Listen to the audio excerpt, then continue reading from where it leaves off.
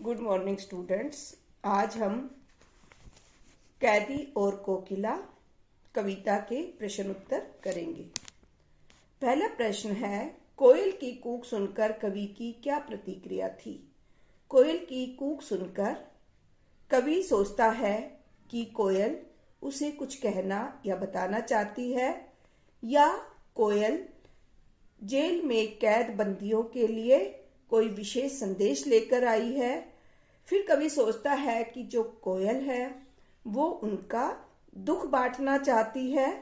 फिर कवि ये भी सोचता है कि जो कोयल है वो उनको दी जाने वाली यातनाओं से दुखी है, उन्हें देखकर आंसू बहा रही है।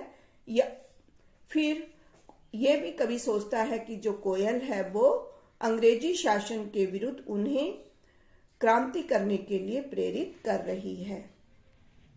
प्रश्न नंबर 2, कवि ने कोकिल के बोलने की किन कारणों की संभावनाएं बताई है?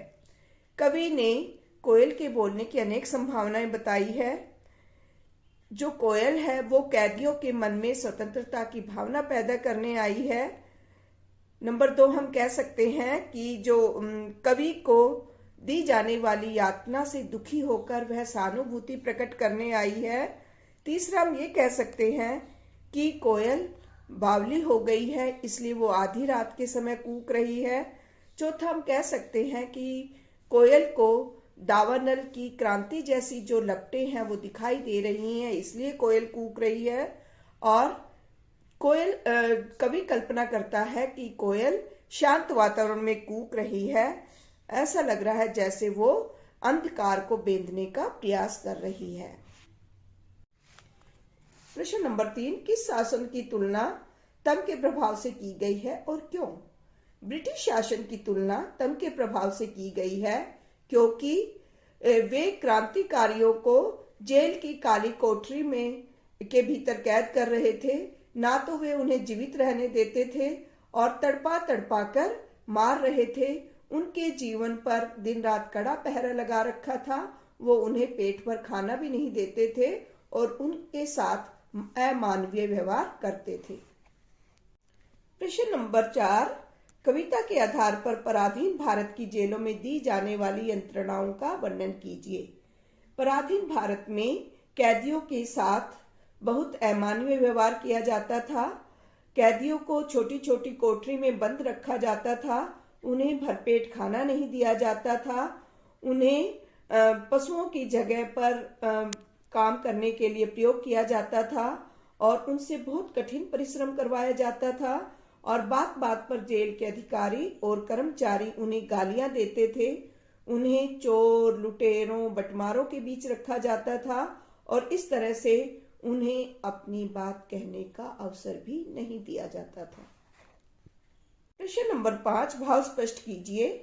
मृदुल वैभव की रखवाली सी कोकिल बोलो तो। इसमें कवि ये कहना चाहता है कि कभी जो हमारा देश था वो बहुत ही वैभवशाली था, सोने की चिड़िया कहलाता था, लेकिन अंग्रेजों ने हमारा सारा खजाना लूट लूट कर हमें विपन्न कर दिया, गरीब कर दिया था। तो कोयल को लगता है कवि को लगता है कि जो कोयल है उस वैभवशाली खजाने की रक्षा कर रही थी और अब वह लुट रहा है, इसलिए कवि जो कोयल है वो दुखी होकर कूक रही है। इसका सेकंड पार्ट है, मैं मोट खींचता लगा पेट पर जुआ, खाली करता हूं ब्रिटिश अकड़ का कुआं। इसमें जो कवि है वो ये कहना चाहता है कि पराधीन भारत में जो क्रांतिकारी थे उनके साथ बहुत ही अमानवीय व्यवहार किया जाता था। उन्हें कठोर यातनाएं दी जाती थी। उन्हें अपने पेट पर मोटी रस्सी बांधकर पूरी या चिरस खींचना पड़ता था। कुएं का पानी खाली करना पड़ता था, कुएं से पानी बाहर निकालना पड़ता था। पशुओं की तरह से उनके ऊपर जुआ लगाकर जो कोल्लू है वो चलवाए जाते थे। और इस तरह से जो कवि है वो ये भी कहना चाहता है कि मैं ये सोचकर अपनी पेट पर मोटा जुआ बांधकर, मोटी रस्सी बांधकर पेट जो पानी का कुआं है उसे खाली करता हूं ताकि ब्रिटिश सरकार की अकड़ भी कम हो जाए। प्रश्न नंबर 6, अर्धरात्रि में कोयल की चीख से कवि को क्या अंदेशा है?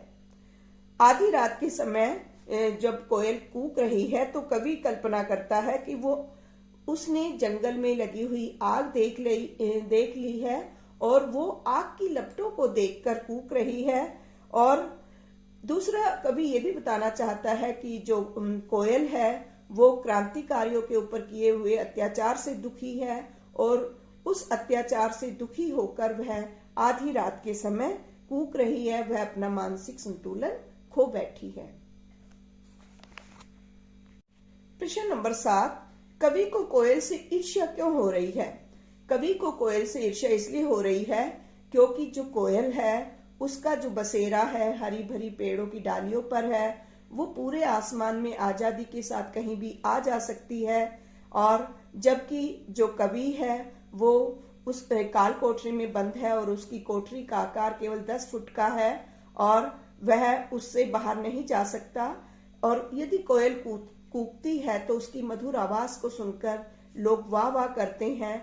और यदि जो कवि है वो अपने पर हुए अत्याचारों का विरोध भी करते हैं और रोते भी हैं तो उनके रोने को भी गुनाह समझा जाता है, कवि को रोना भी मना है। प्रश्न नंबर 8, कवि के स्मृति पटल पर कोयल के गीतों की कौन सी मधुर स्मृतियां अंकित हैं जिन्हें वह अब नष्ट करने पर तुली है?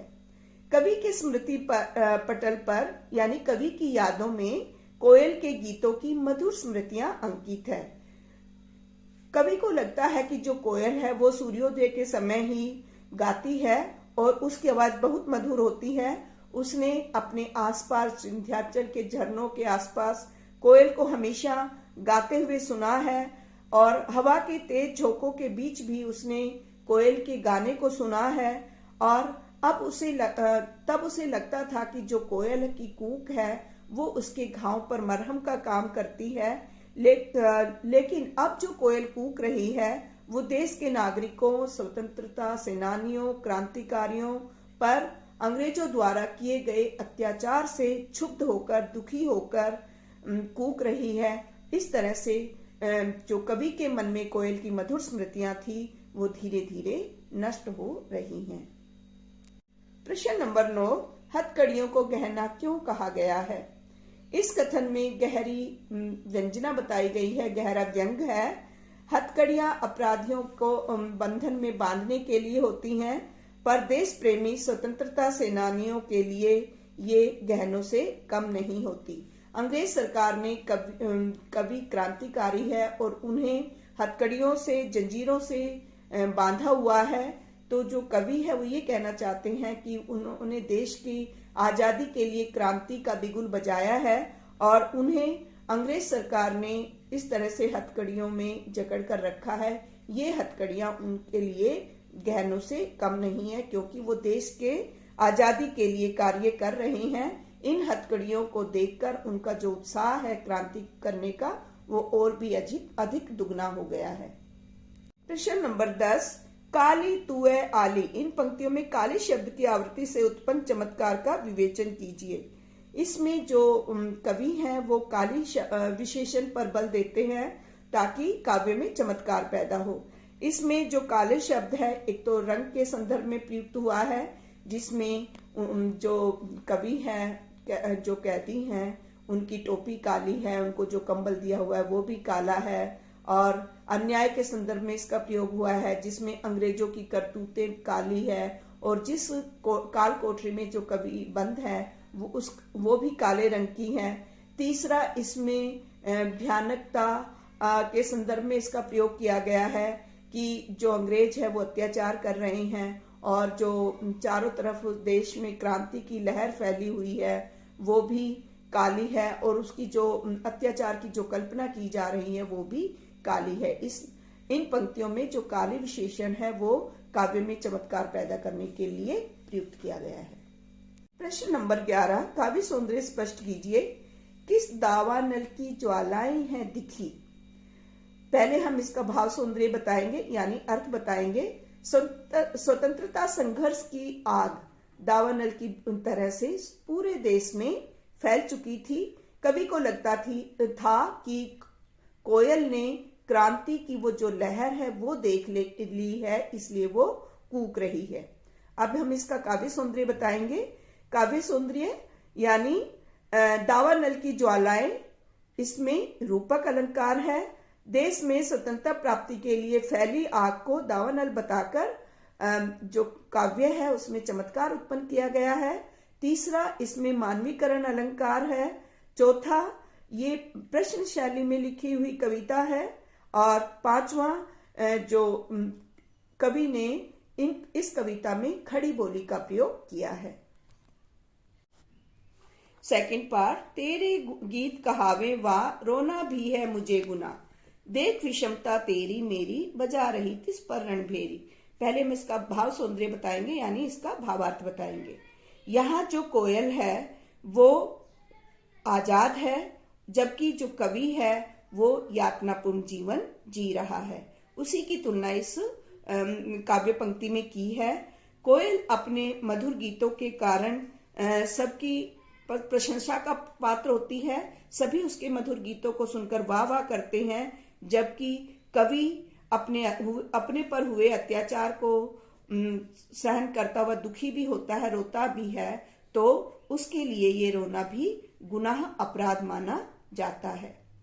और इसके ऊपर जो कोयल है वो कवि को युद्ध का बिगुल बजाने के लिए, यानी क्रांति उत्पन्न करने के लिए प्रेरित कर रही है। क्रांति का, विद्रोह का बीज बोने के लिए कवि को प्रेरित कर रही है।